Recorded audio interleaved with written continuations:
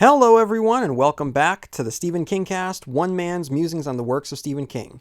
Once upon a time, I reviewed each of his works in the chronological order of publication, but Ka is a wheel, as we'll talk about today. It all goes round again, and here I am once more on a new phase of the journey, one to examine the endings of the works of Stephen King to determine whether or not King deserves his reputation for having what some people consider to be an inability to successfully land his endings.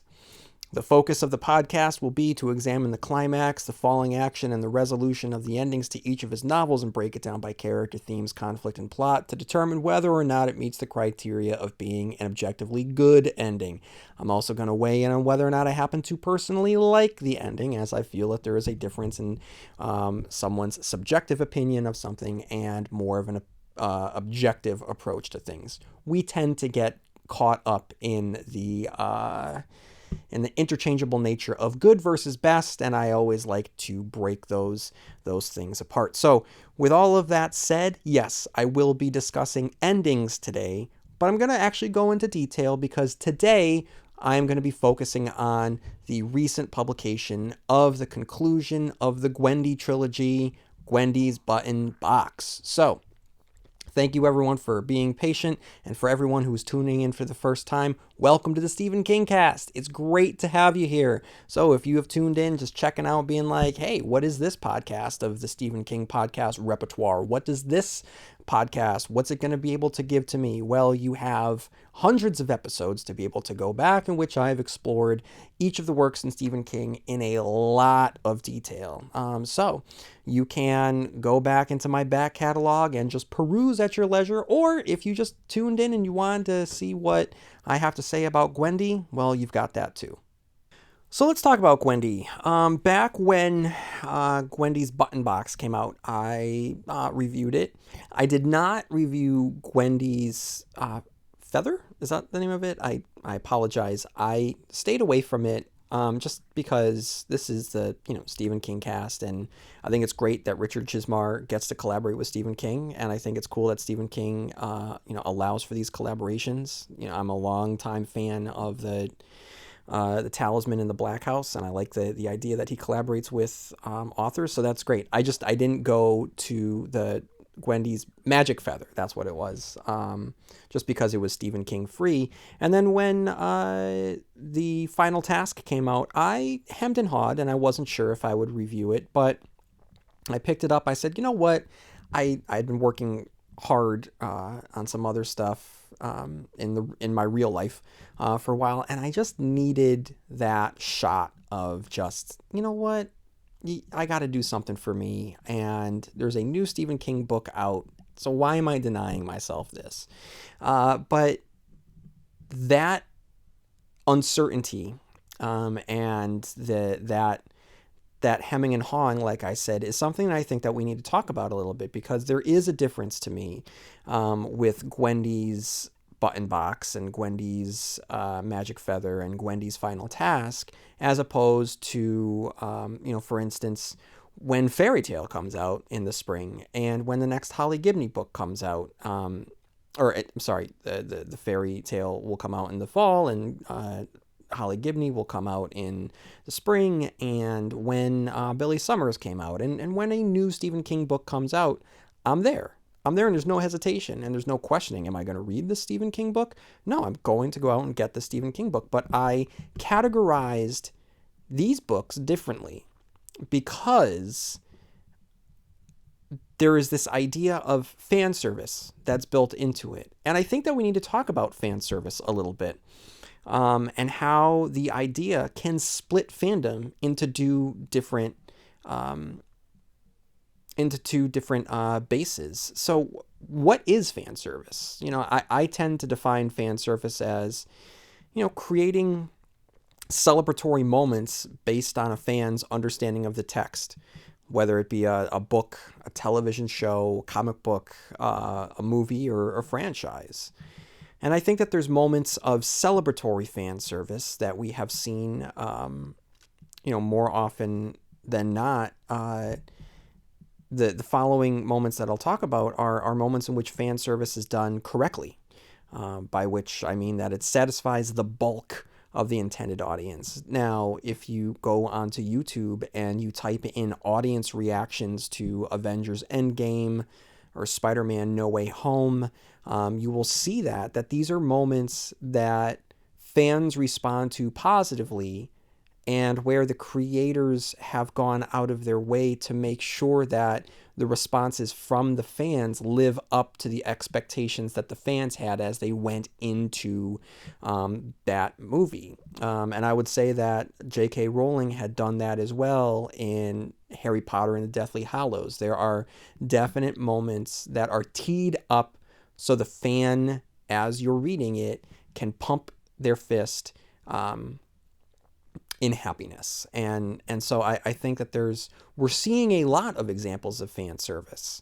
But I would argue that these moments of fan service run parallel. Not only do they allow for this ultimate, just you are plugged into the story, and you get to see something that you've always wanted to see, and it's fantastic. So that's great.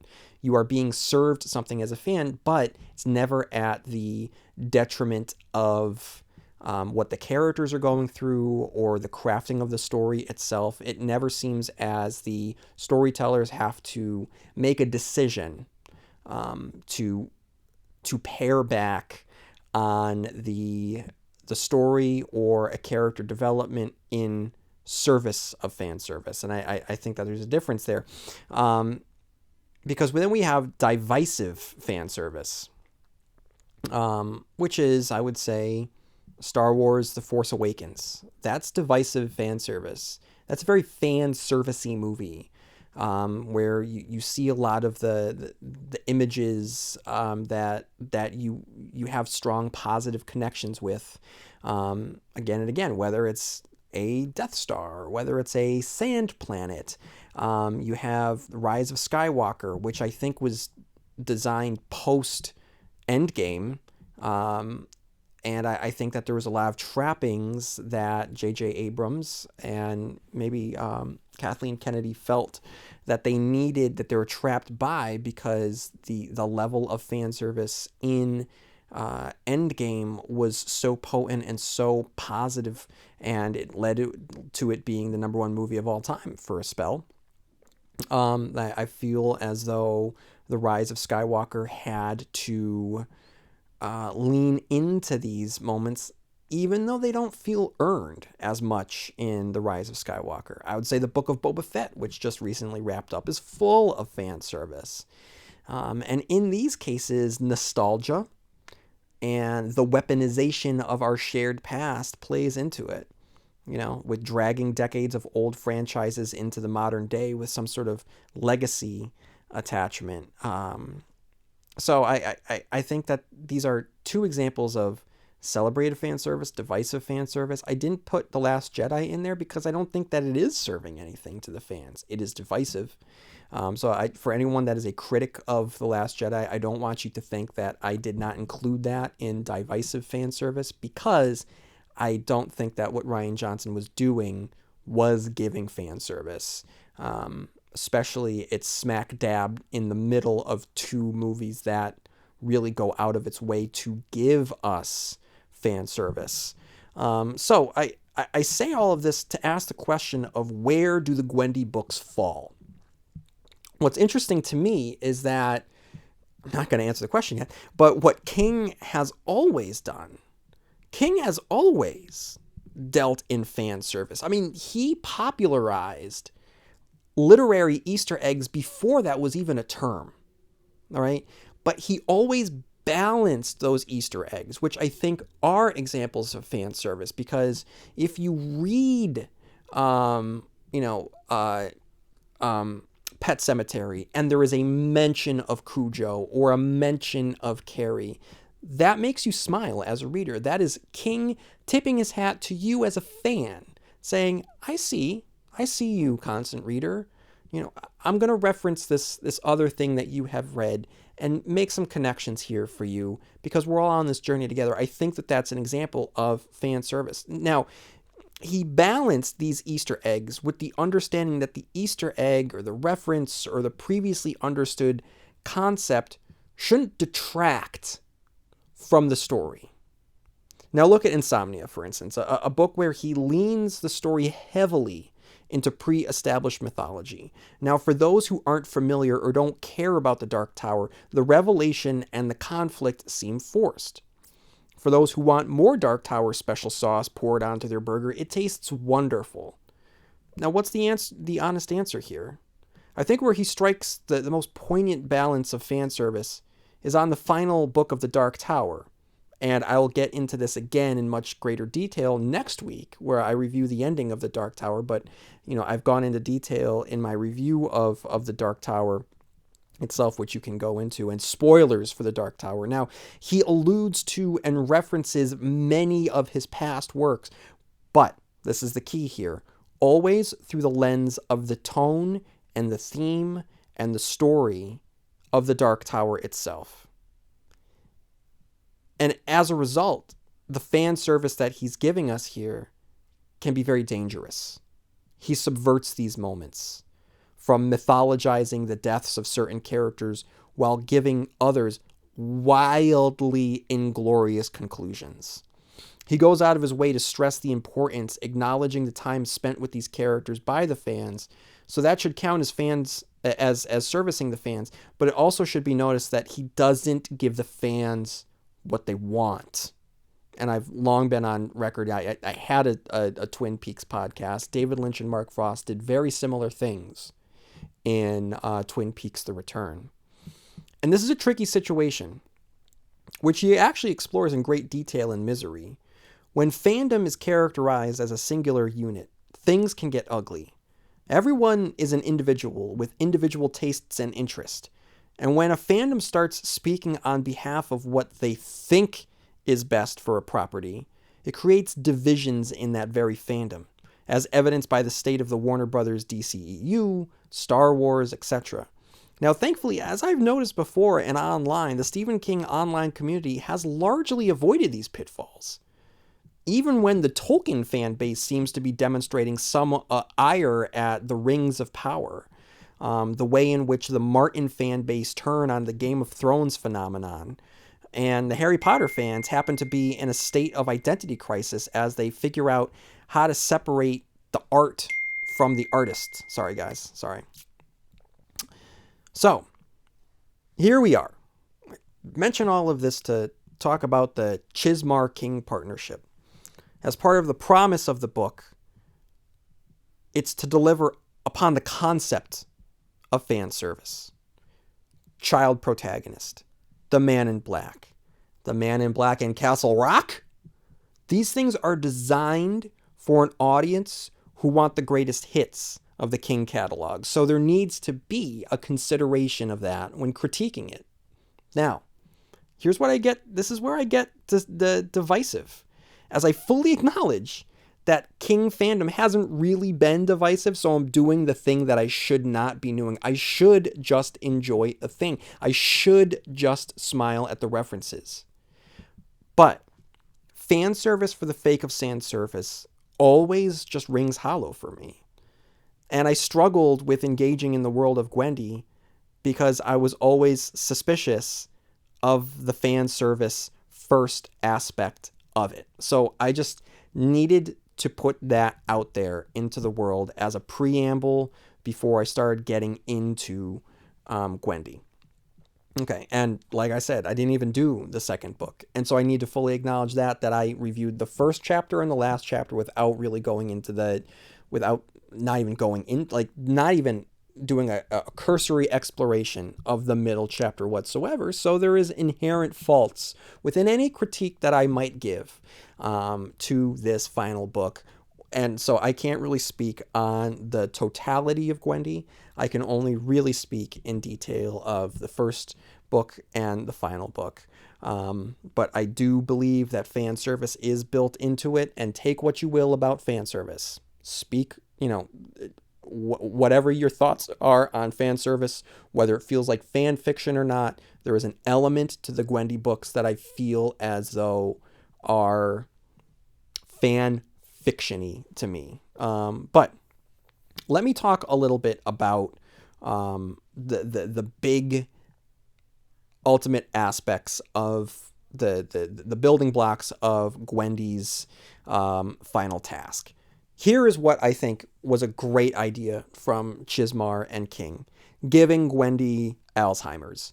The idea of Alzheimer's in space, it's a truly horrifying concept. Truly. And I think that it's done well. It builds in a ticking clock set against and propels Gwendy's final task. This needs to get done to save the universe as her mind is deteriorating rapidly. It's a wonderful, smart decision that I think really pulls this story along. It was such a quick read. I finished it, in a day and a half. Had I, and I got the book, at night. If I had gotten the book in the morning, I would have finished it in the day. And that's a testament to the book. It's a very, very easy read, partially because you're slipping on this pair of old slippers by design. That's the fan service nature of it. But also because they do such a wonderful job at building in this level of tension that makes you want to continue reading. So that's a great and horrifying concept, and I really tip my hat towards them for that. Okay, now let me talk about. I'm gonna get to Ferris in a minute. I'm actually. Literally, I apologize. I'm just taking my notes and I'm moving them. I apologize. That is not good podcasting right there. But let me talk about the politics. There's a lot of politics in this book, which shouldn't be a surprise as King has been very political. His entire career, but with the rise of social media and the politicized nature that social media brings, and everyone has a voice, and social media has been weaponized by politicians, and politicians have become celebrities due to social media and with their own followers, and the celebrity nature of politics is really getting in the way of the civil service nature of politics and that expectation. So King has, really put his opinions out there into the universe.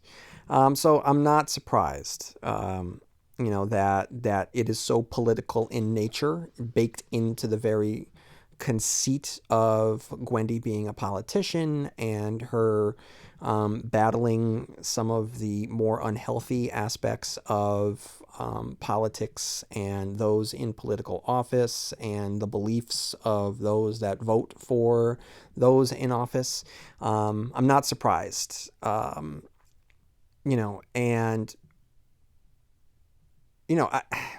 when the authors stop taking pot shots at Trump, who gets name dropped quite often, I think that they're more successful less with the, like I said, the pot shots at Trump, and I think they're more successful when they capture the warring nature in our country with the belligerent nature of a certain contingent of GOP voters, with the Senator McGowan character.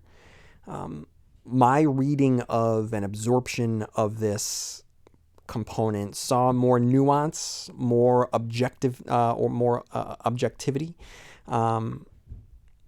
more to say. They had more to say than just the criticism of President Trump, former President Trump.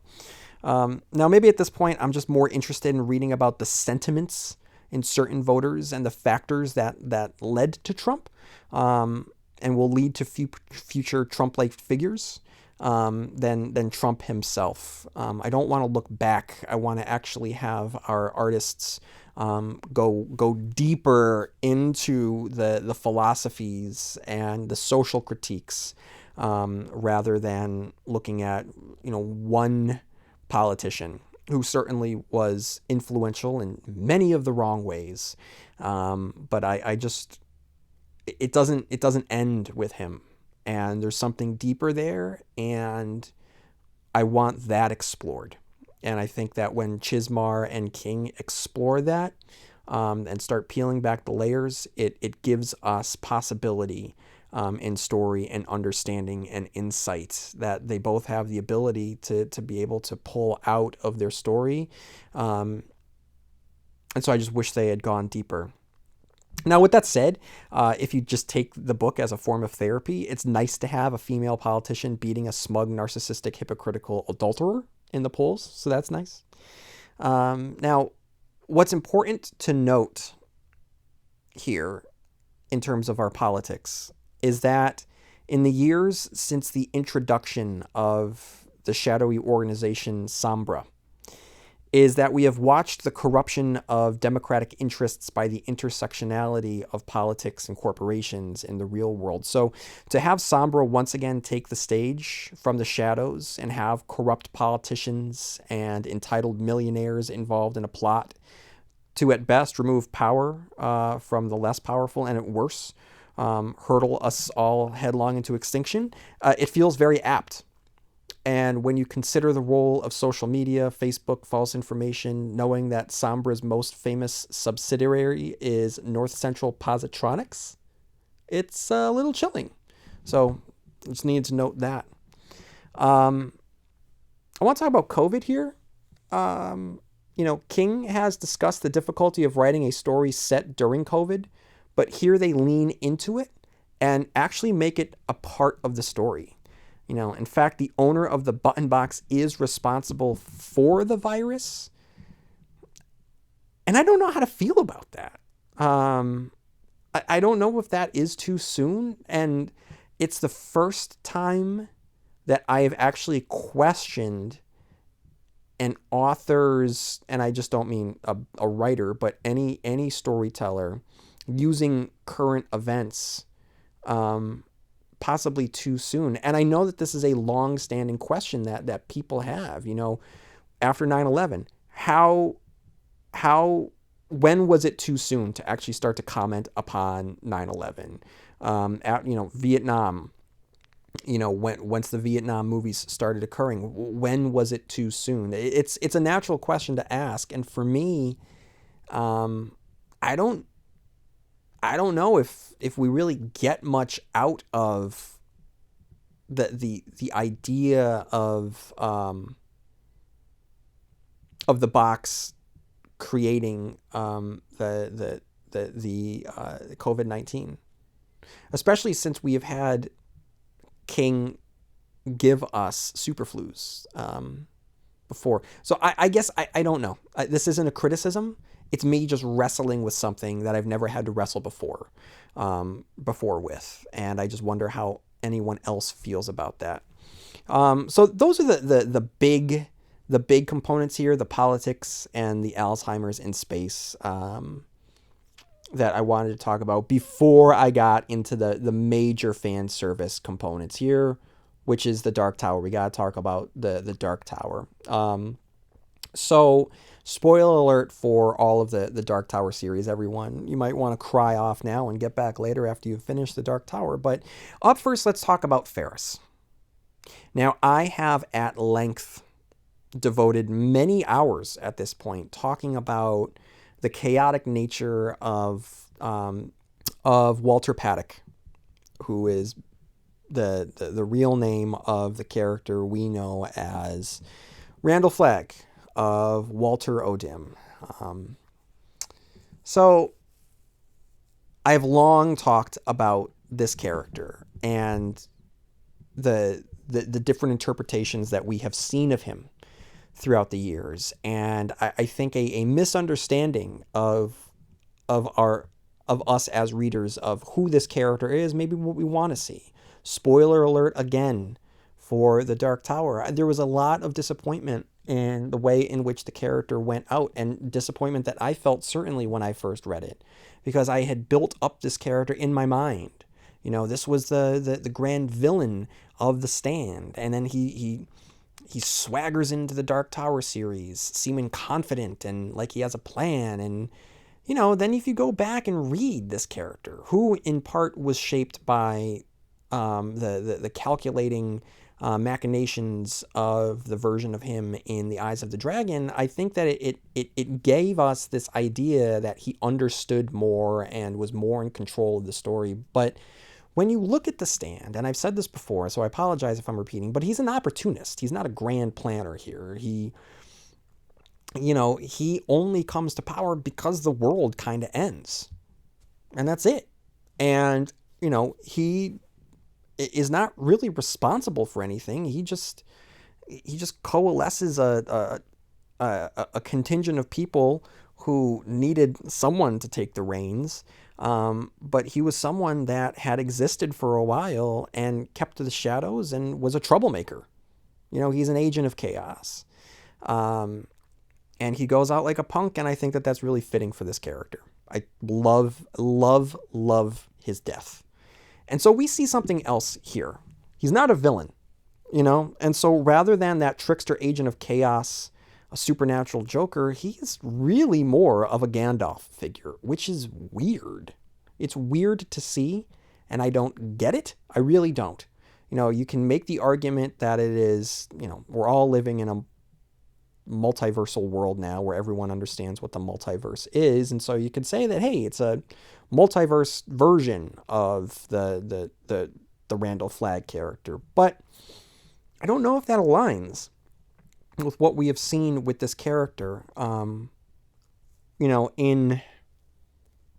multiversal stories, there are some characters who are singular in nature, that exist as themselves running through the multiverse.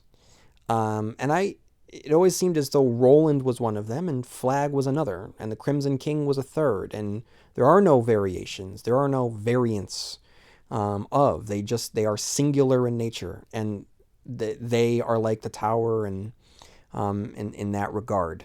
And maybe I'm wrong, maybe I am. So, one explanation is I am wrong, and this is just a different version of Flagg, a more benevolent figure. But to me, it just rings so discordantly from what we know of the character.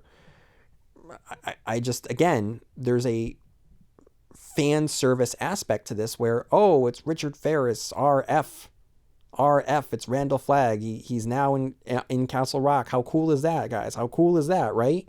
That to me just seems like a different character. Just give him another name, and it fits within the pantheon of these mysterious wizard figures that King has given us, whether it be Leland Gaunt, or whether it be Andre Lenoge, or whether it be Randall Flagg, or if it is the Elvid, I think, from Fair Extension, these devil figures, these wizard figures. And if there was one of these characters who exists very similarly to the others, but is more benevolent, that's cool. To me, that would be a level of an Easter egg. Not an Easter egg, but fan service to me that works in conjunction with the established themes and patterns and tropes that King works with. Where if there was a character who functioned the way that this character does and didn't have those initials RF, I would make those mental links to all of the other characters that I've seen like this prior in Stephen King works, and like this version more because it's different and still exists within these characters and within these tropes of the characters, but it's a new nuance and it's a new wrinkle. To me, because the characterization of this character is so different, to me, it feels like that level of fan service that I just don't like, where it's inserting a character that we know that is now acting different from how that character has acted before into the past, where it just seems like a different character, and makes me question, well, why is this character here at all? This character is here to service the fans. And that's where I have the issue. I can't run up. I rub afoul of it. I can't get behind it. And then he dies here, which is just, It is different, clearly, from the portrayal of his death in the Dark Tower. So again, it's just there are questions here that to me are not enduring questions or titillating questions. They're just questions that I don't know. It just I hate to say it, but it seems like sloppy storytelling. And I hate that term, and I don't like using it against this book because who am I? Who am I? But that's just how it feels um, with this particular character. Because it's just the portrayal in these books are just not consistent with the characterization from the others. Um, and this is actually in line with some out of step characterizations that we have seen in post Dark Tower work relating to the Dark Tower. And I just want to continue this criticism with full acknowledgement. I'm putting this in neon lights, everyone. Okay, with a bullhorn in my hand. This is a full acknowledgement that this is the absolute worst type of criticism that I'm giving right now. The one where the fan believes that he, she, or they knows better than the author. I'm pushing my glasses so deep into the bridge of my nose, I should be able to see out of the back of my skull. So, fully acknowledged. Aside from Ferris's weirdly helpful characterization, we've also seen this in the short story Ur, where the low men arrive to pick up the e-reader. Okay, to me, the low men wouldn't have cared if a device from one universe shows up in another. The low men have always been in service to breaking the beams, and wouldn't that in some way, the intermingling of realities, at least make it easier for them to accomplish that mission? Instead, wouldn't it have made more sense for the Tet Corporation to come and take the e-reader? Similarly, wouldn't it have made sense for Richard Ferris to be replaced with a member of the Tet Corporation? Or if they really wanted to give some sort of fan service, how about Ted Brautigan, who has found a new mission in the post-Dark Tower cycle? That, to me, would have made more sense than Richard Ferris. But, again, let's look at what the promise of Gwendy was. The Man in Black comes to Castle Rock. And so they have to follow through on the promise of that and have it still make sense as it gets deeper into Stephen King mythology. And I believe that it runs against the consistency of what has been established before. Okay? So that's the biggest criticism that I have for it. And now, let me just talk about one stray thought here. There's a beautiful segment with Gwendy on the space station as she's looking out through a window. And the author, they juxtapose her place among the stars with an 11-year-old Gwendy looking through a telescope. The two versions of the character grappling with their place in the universe. And it's incredibly powerful. And so I just, for all of the criticism that I just threw at them, I obviously they're two master storytellers at work who are still able to balance some of these issues that I have with real potent tear-jerking moments. Okay, let me get into some Easter eggs and some Stephen Kingisms before I start discussing the ending of the book. So, Easter eggs, and of course there's quite a few. There's the number 19. The name of the rocket is called Eagle 19 Heavy. The space crew is planning on spending an additional 19 days on the Many Flags space station. So the number 19 is a number that obviously we have seen so much in the Stephen King universe. That's so 19, and we see it again. Tet. The Tet Corporation is at work in this book. So the Tet Corporation comes about in the final book of The Dark Tower, and it is an organization that is designed to work towards the keeping the Rose safe and the multiverse in place and protecting the tower and working actively against the forces of the Crimson King. So it's cool that there is a space station, that there is a spaceship that is created by the Tet Corporation to assist in Gwendy's journey. I just feel as though I believe that the Richard Ferris character probably should have been a member of the Tet Corporation. Castle Rock, obviously Castle Rock continues to be and has been a major part of these Gwendy stories. Frank Dodd is referenced, though not by name. There is a book about a serial killer that is in part inspired by the events of her hometown, which, as we all know, included serial killer Frank Dodd. Now, not only do we get Castle Rock, we also get Derry. This is a book that has both Derry and Castle Rock. And specifically, we have mention of the Bradley game, which is a notable event in the history of Derry. We have Desjardins mentioned, which is a name that first shows up in the novel Carrie. So the character of Desjardins most likely is a relative of one of the characters from Carrie. Silver Wolf's Head cane. The authors make note of Ferris's cane and how it should have been a fantastical one adorned with a silver wolf's head, a reference to fellow wizard Andre Lenoge. He says we need to palaver. This is what Ferris says to Gwendy. This terminology is used very often in the world of the Dark Tower. The White. Ferris describes the previous owner of the box as belonging to the White, which is the force of good in the universe of Stephen King. Norris Ridgwick is a longtime sheriff of Castle Rock. He makes an appearance here. It's always great to see Norris, who had taken over duties from Alan Pangborn. Okay. And then Derry, we get, like I said, we have Derry in full-on Derry mode. Obviously, if you're going to talk about Derry and you're writing novels that are meant to make fans pleased, you're going to have many references to Pennywise, the dancing clown. We have people referring to hearing voices in the pipes and the sewers, and there is just... This is not a novel that's going to talk about the thematic evils of Derry. This is a novel that talks about the very physical evils and supernatural evils of Derry, which the most famous one is our good old friend Pennywise, the dancing clown.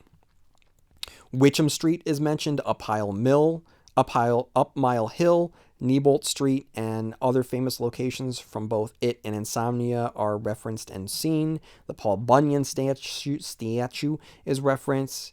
An old bicycle is spotted in Derry, most likely a reference to, if not, it being silver itself. Like I said, there's been laughter and voices in the drain pipes. Juniper Hill is mentioned. The low men in yellow coats show up as characters in this novel. I always like the low men, so that's great.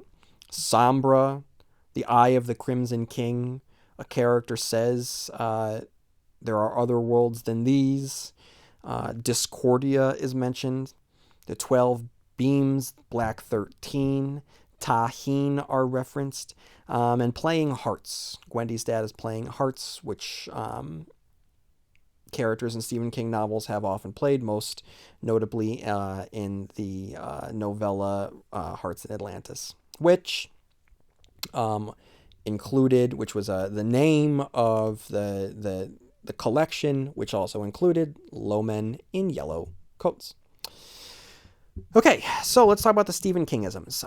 Politician.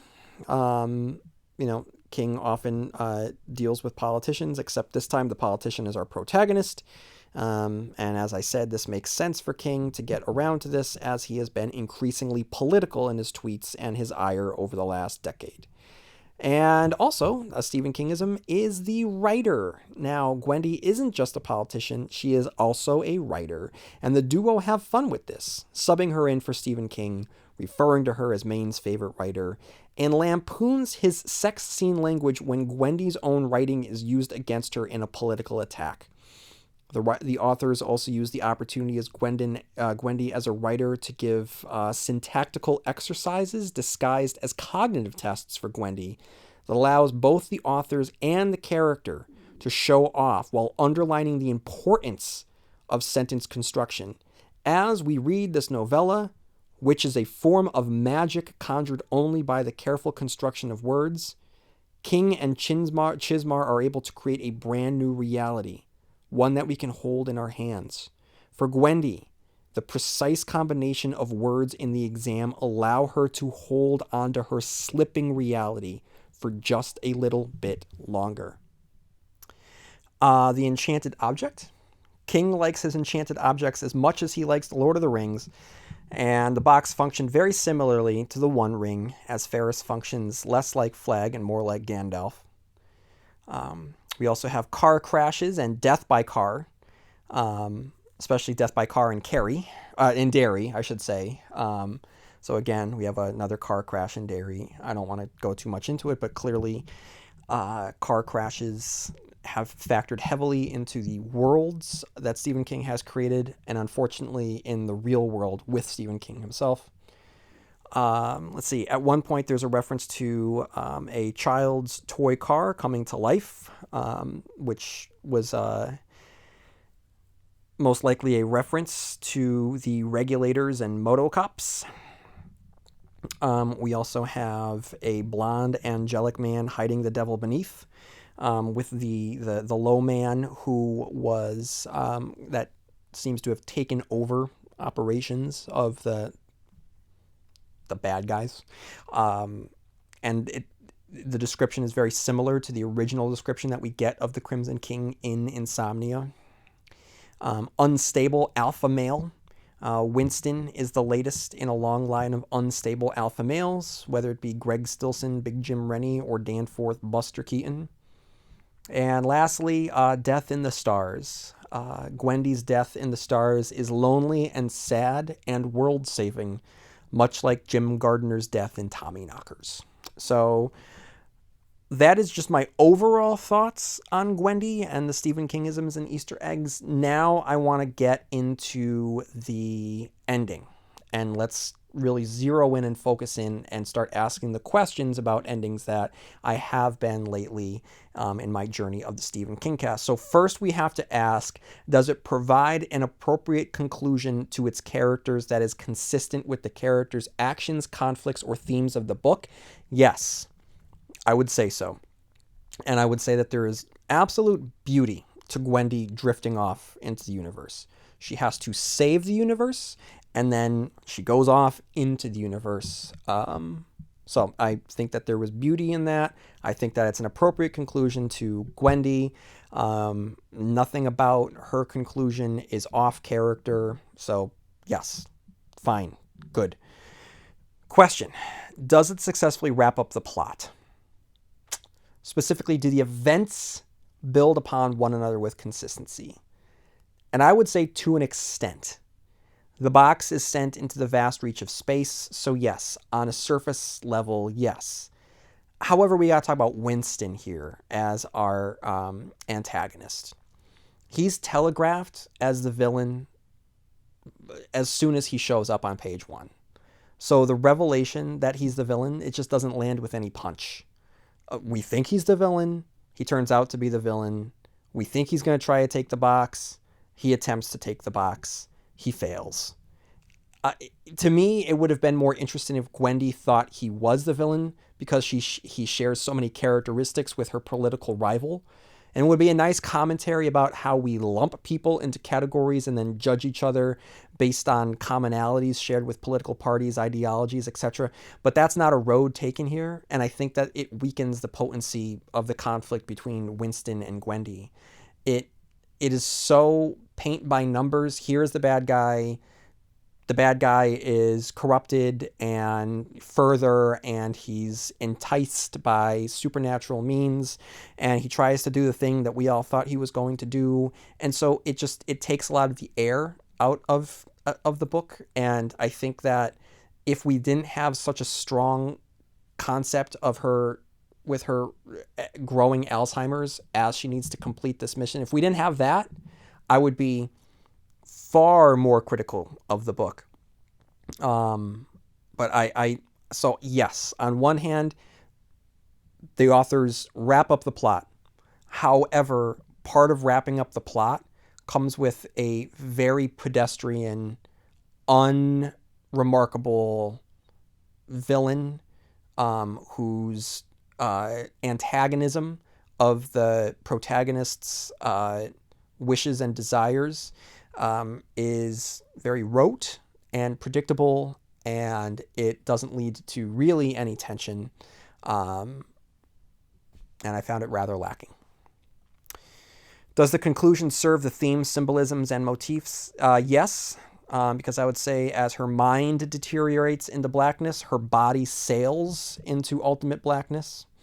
What is the most famous scene in the novel, and does it appear in the conclusion of the story? I think it's too early to tell. And are there any other factors that we need to consider?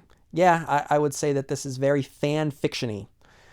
So take that how you will. If that's a compliment, take it. If it's a criticism, you should take that as well. Now, with all of that said, here's a question. Do I happen to like the ending? I think it's fine. I think the ending is fine.